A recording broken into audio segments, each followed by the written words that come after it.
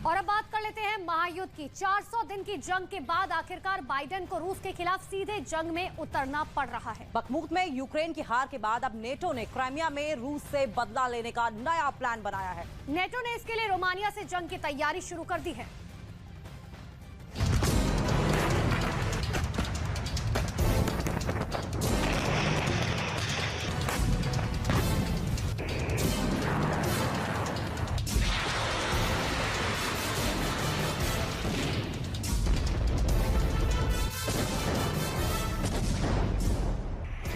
किसी को समझ नहीं आ रहा है कि बखमुत में नेटो का कमांड सेंटर और हथियार होने के बावजूद रूस ने यूक्रेन से बखमुत कैसे छीन लिया।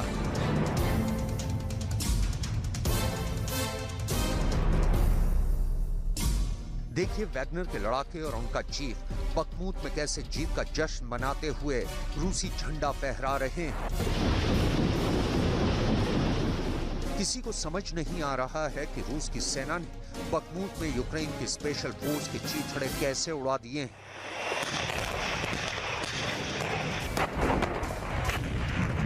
आखिर कहां गया नेटो का वो अमेरिकी जनरल जो रूस को हराने के लिए बखमुत में दावे कर रहा था। अब डिफेंस एक्सपर्ट्स क्यों दावे कर रहे हैं नेटो बखमुत का बदला क्राइमिया के उस पुल को उड़ा कर लेगा जिसके दम पर रूस ने पूर्वी यूक्रेन में खून की नदियां बहा दी। बखमुत का बदला लेगा नेटो।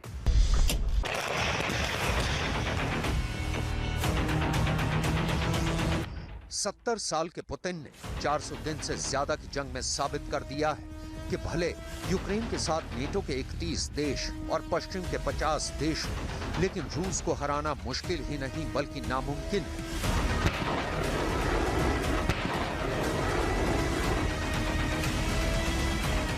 45 साल के राष्ट्रपति ज़ेलेंस्की 80 साल के राष्ट्रपति बाइडेन को जंग का बहुत बड़ा तुर्रम खान समझ रहे थे, लेकिन देखिए 400 दिन से ज्यादा की जंग में रूस ने सोलेदार के बाद बखमुत पर कब्जा करने का दावा कर लिया।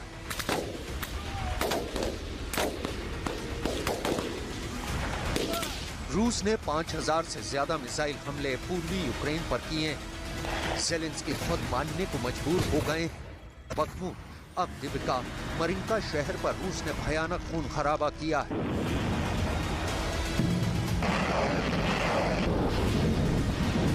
डिफेंस एक्सपर्ट्स का मानना है कि रूस ने पूर्वी यूक्रेन के 18% इलाके पर कब्जा कर लिया है, जो 1 लाख वर्ग किलोमीटर से ज्यादा बड़ा इलाका है। लेकिन हैरानी की बात तो यह है कि नेटो और पश्चिमी देश ज़ेलेंस्की से बार बार बयान दिलवा रहे हैं कि जंग में रूस हार रहा है।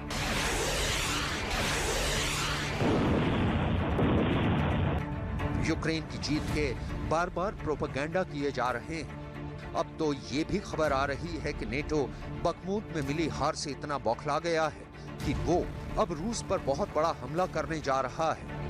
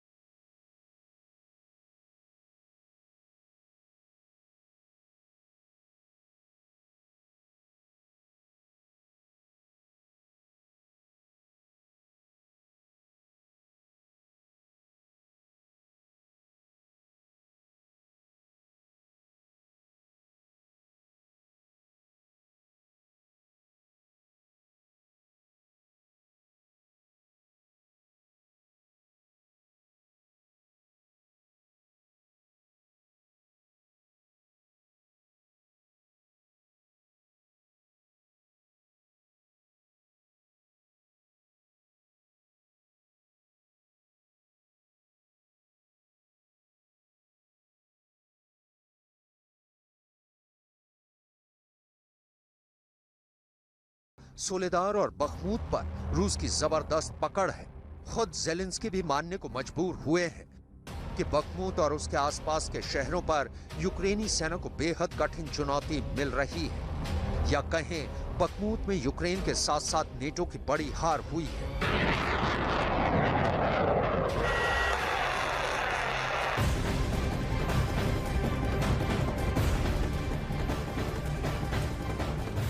महायुद्ध में यूक्रेन रूस युद्ध के बीच बहुत बड़ा दावा किया जा रहा है। ये दावा है कि नाटो रूस पर सीधा हमला कर सकता है, जिसकी तैयारी यूक्रेन से लेकर रोमानिया तक चल रही है।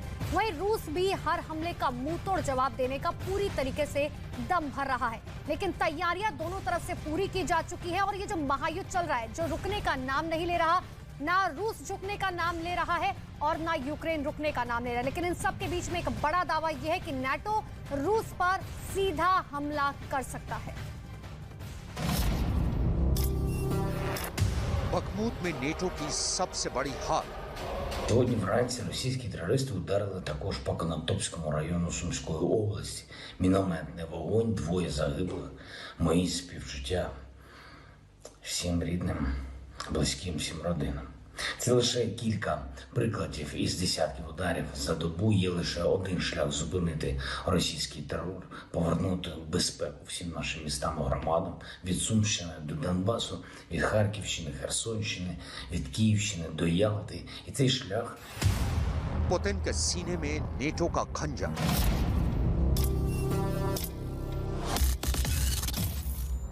पश्चिमी देशों के दावों के मुताबिक जंग में रूस के 2 लाख से ज्यादा सैनिक मारे जा चुके हैं। कुछ दावों के मुताबिक रूस के 5000 से ज्यादा टैंक तबाह हो चुके हैं, लेकिन उसके बावजूद रूस हारने की बजाय जीत रहा है।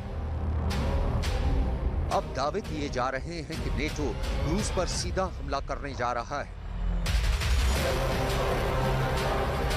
जिसकी तैयारी यूक्रेन से लेकर रोमानिया तक चल रही है। जरा देखिए, क्या नेटो पुतिन के सीने में खंजर मारने के लिए क्या करने जा रहा है। रोमानिया और यूक्रेन की सीमा से सटे डन्यूब डेल्टा इलाके में नेटो ने रूस के खिलाफ मोर्चा खोल दिया है।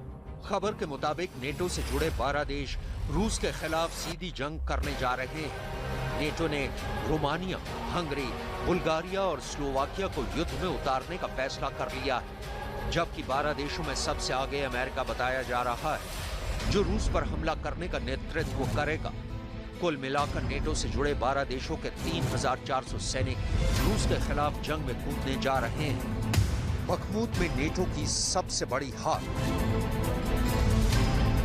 लेकिन सवाल उठता है कि क्या नेटो ने रूस पर हमला करने में देरी नहीं कर दी है। जिस नेटो की 54 लाख फौज, वो रूस की 13 लाख सैनिकों पर हमला करने की हिम्मत पिछले 400 दिनों में क्यों नहीं दिखा पाया।